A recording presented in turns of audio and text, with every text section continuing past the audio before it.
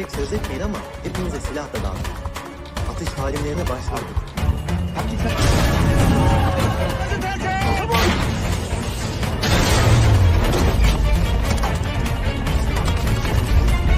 Kisah ini terjadi 5 tahun setelah Perang Dunia Kedua.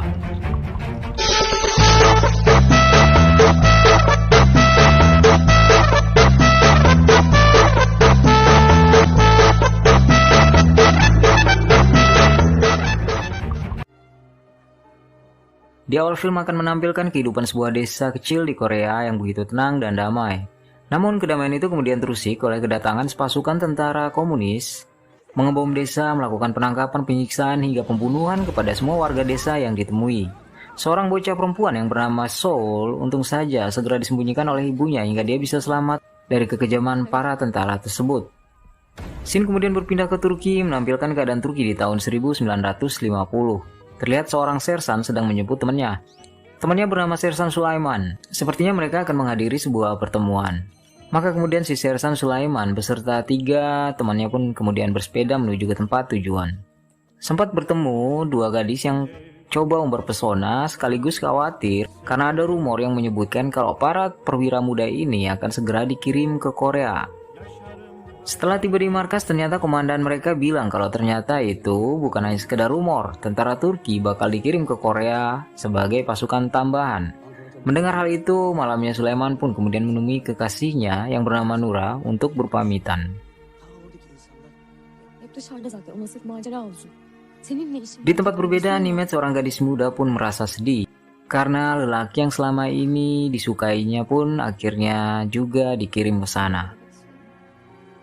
Beberapa hari kemudian diberangkatkanlah pasukan Turki ini ke Korea menggunakan kapal. Ada kejadian unik saat di perjalanan di mana Sersan Sulaiman yang saat itu dimintai tolong oleh komandannya untuk mencari minyak guna dipergunakan untuk membunuh para semut, malah menolak dan menggantinya dengan gula. Dia memberi makan para semut dengan gula tersebut sambil berpesan kepada si komandan bahwa sebagai sesama makhluk hidup kita harus belajar hidup berdampingan. Asik. Setelah tiba di Korea, pasukan ini kemudian disambut oleh beberapa warga. Mereka kemudian langsung dikirim ke salah satu markas sebelum garis depan. Di sepanjang jalan mereka hanya bisa menyaksikan sisa-sisa puing bekas kekejaman komunis.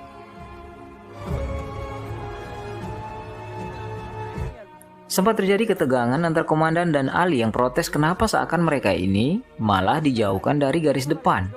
Dia menuduh si komandan melakukannya karena komandan juga seorang komunis. Lagi asik-asiknya saling bantah, mereka malah dikejutkan oleh serangan udara Korea Utara.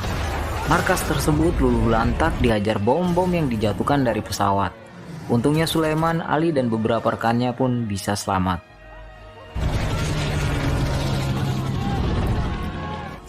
Karena serangan tersebut, jalur komunikasi menjadi terputus.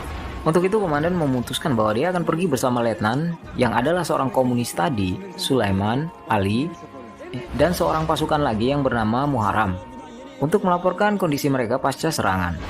Di jalan truk mereka malah diajar basoka, untungnya mereka bisa selamat.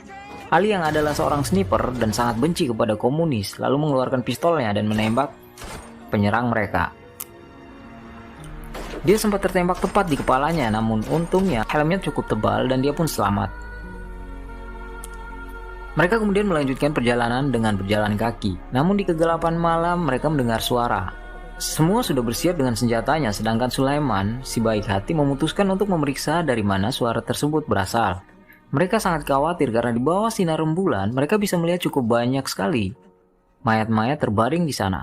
Dengan mengendap-endap dan penuh siaga, Sulaiman pun mencoba mendekati asal suara dan di sana ternyata akhirnya dia menemukan seorang anak wanita lucu yang sedang menangis sembari memegang tangan almarhumah ibunya. Sulaiman pun kemudian menggendong si anak dan membawanya ke teman-temannya. Sempat diingatkan oleh si komandan, tapi si komunis kemudian bilang mereka tidak bisa membiarkannya sendirian di tempat tersebut. Mereka pun membawanya. Setibanya mereka di markas Ung Hung Ni dan si komandan menghadap ke dalam kantor, di luar Sulaiman, Ali, dan Muharram malah berdebat tentang dari mana asal sebenarnya anak ini. Dari Korea Utara apa Korea Selatan? Namun akhirnya mereka sepakat untuk tidak mempermasalahkan asalnya dan coba memberinya nama. Awalnya mau diberikan nama seperti nama Ibu Ali, tapi ketuaan namanya. Terlalu berat ya kan? Mau diberikan nama seperti nama ibu si Muharram tapi mirip nama-nama musuh. Lalu Sersan Sulaiman kemudian memutuskan untuk memberikannya nama Ayla, yang berarti cahaya rembulan karena mereka menemukannya tepat di bawah sinar rembulan dan wajahnya emang bulat seperti purnama. Mereka pun sepakat.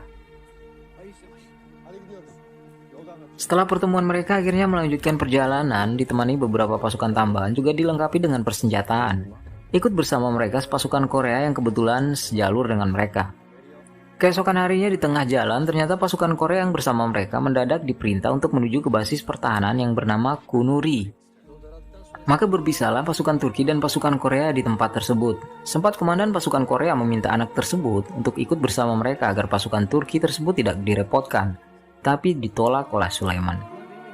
Setelah kepergian pasukan Korea, Sulaiman yang juga adalah seorang teknisi akhirnya mencoba memperbaiki mobil komandan yang malah rewel di tempat tersebut. Setelah diperbaiki dan saat seorang tentara mau menggendong Ayla, kepalanya malah disut oleh komunis dari kejauhan. Berada di tengah-tengah sergapan, pasukan kecil Sulaiman harus bertempur habis-habisan melawan puluhan pasukan komunis. Untungnya mereka bisa mengatasinya. Meskipun di antara mereka harus ada beberapa yang gugur di tempat tersebut.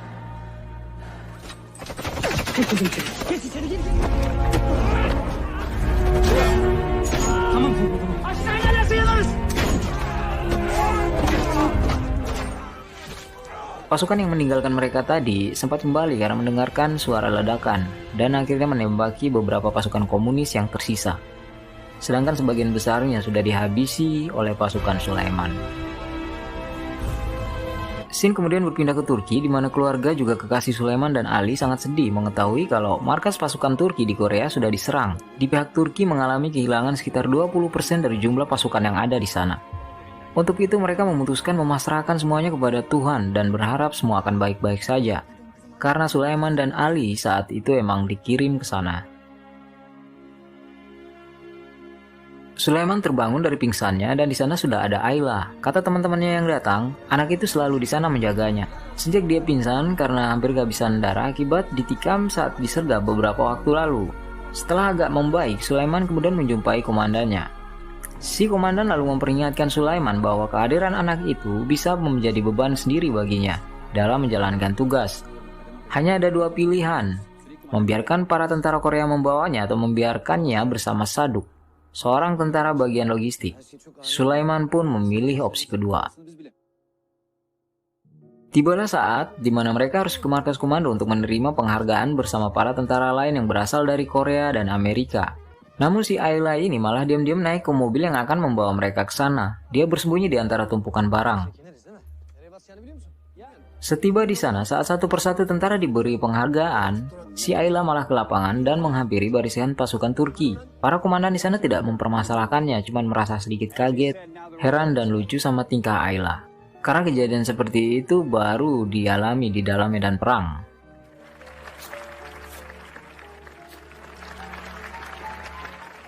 Januari 1951.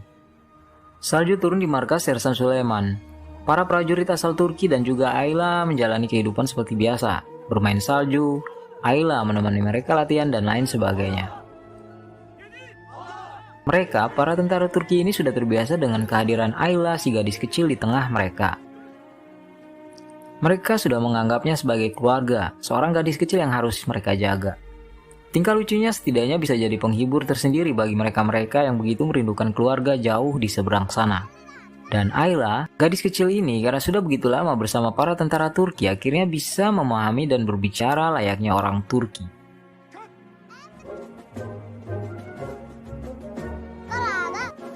Senin ellerinden beslenmek kolay mı? Affedersiniz komutanım. Oğlum bu bayağı konuşuyor lan. Rahat. Hazır ol. Suatu hari Saduk, prajurit bagian logistik, bilang ke Sulaiman kalau saat dia diam-diam berjualan barang bengkel ke masyarakat sekitar, ada warga yang bilang mereka itu kenal dengan Ayla dan ingin segera bertemunya. Mereka ini juga memberikan alamat tempat di mana Sulaiman bisa menemui mereka.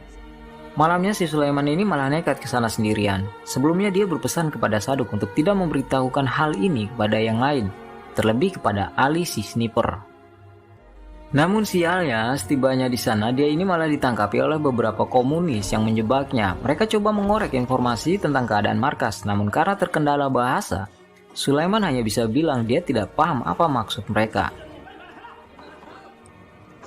Salah seorang dari mereka menjadi marah dan lalu mengeluarkan pistolnya untuk menembak kepala Sulaiman. Untung saat itu Ali dan si Saduk datang lalu mendobrak masuk.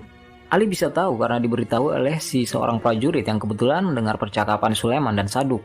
Juga dikasih tahu oleh Ayla di mana tempatnya karena siangnya Sulaiman ini meminta untuk menerjemahkan tulisan berbahasa Korea pada alamat yang diberikan. Sempat terjadi adegan saling todong, namun nyali para komunis ternyata menciut saat Ali bilang kalau tentara Turki sedang menunggu di luar. Setelah merasa aman, mereka pun segera melarikan diri dengan sepeda motor yang mereka bawa. Sulaiman dan Ali ini terlihat sangat senang karena ini baru pertama kalinya mereka bisa merasakan naik sepeda motor. Buset. Ternyata di markas mereka sedang dicari oleh komandan karena ada sesuatu yang ingin disampaikan. Untungnya ada prajurit yang agak ngomongnya terbata-bata gitu, bisa sejenak mengulur waktu hingga Sulaiman dan Ali bisa tiba di markas tepat waktu. Lalu saat bertemu mereka, si komandan pun bilang kalau Marilyn Monroe yang adalah salah seorang artis terkenal di masa itu akan datang dan menghibur para tentara. Namun Ali sangat kecewa karena tidak bisa ikut. Dia terkena piket jaga padahal si Marilyn adalah artis kesukaan dia. Untungnya si letnan yang sangat dibencinya berjanji akan meminta Marilyn menandatangani foto sekaligus menuliskan nama Ali di foto tersebut. Sesampai di lokasi konser mereka ini malah bingung karena ternyata ada ribuan tentara yang menyaksikan konser. Untungnya saat itu mereka juga membawa Ayla. Saat melihat Ayla, si artis kemudian memintanya naik ke panggung dan lalu tanya, kira-kira kata apa nak yang mau saya tuliskan di foto ini? Ayla pun menjawab, Ali. Di markas mereka terlihat Sersan Ali sedang berjaga. Dia terlihat sedang memandangi foto sang idola saat tiba-tiba Innalillahi wa inna ilaihi raji'un. Sersan Ali yang sejak keberangkatan mereka dari Turki telah berjanji akan selalu melindungi Sulaiman dengan nyawanya, hari itu harus pergi duluan menghadap sang ilahi saat berjaga di posnya. Komunis berhasil membunuhnya. Kehilangan Ali membuat Sulaiman sangat terpukul. Mereka sudah seperti saudara-saudara.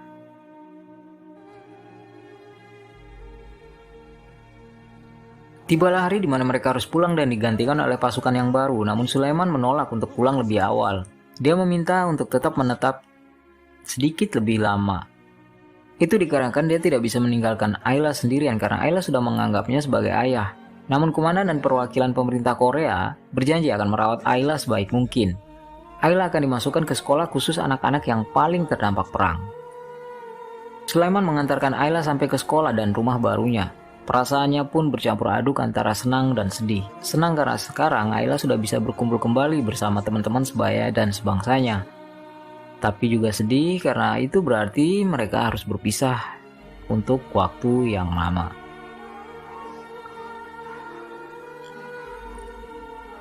Dengan perasaan campur aduk, Sersan Sulaiman keluar dari kelas. Namun tiba-tiba si Ayla ini malah mengejarnya dari belakang dan memarahinya karena telah meninggalkannya di sekolah. Maka ayah dan anak beda bangsa itu pun kemudian merencanakan sesuatu. Scene kemudian berpindah ke sebuah pelabuhan laut tempat Sulaiman akan naik kapal meninggalkan Korea. Sempat tertahan bentar oleh petugas pemeriksa yang bertanya kenapa koper Sulaiman ini jauh lebih besar dari yang lain. Namun kemudian setelah bilang kalau isinya souvenir dari Jepang, dia pun dibiarkan lewat. Sulaiman sangat senang berhasil lolos dari pos pemeriksaan, namun tiba-tiba ada yang memanggilnya dari belakang. Ternyata itu adalah letnan beserta si ibu guru sekolah baru Ayla. Mereka bertanya tentang keberadaan Ayla. Melihat hal tersebut, pasukan jaga kemudian meminta Sulaiman membuka koper itu dan ternyata isinya adalah Ayla. Karena bertentangan dengan aturan, maka Ayla tetap tidak bisa dibawa ke Turki. Dan saat itu juga, mereka yang sudah seperti ayah dan anak ini harus berpisah. Berpisah jutaan kilometer antar benua, tanpa tahu apakah nanti mereka masih bisa bertemu kembali. Namun teman si Sulaiman meyakinkan Sulaiman kalau tentu saja suatu hari mereka akan masih bisa berjumpa lagi setelah keadaan sudah semakin membaik. Setelah berpesan kepada gadis kecil Ayla agar menjaga diri dan gak boleh nangis peninggalannya, Letnan Sulaiman pun akhirnya pergi. Pulang kembali ke negaranya diantar oleh Ayla dengan berlinang air mata.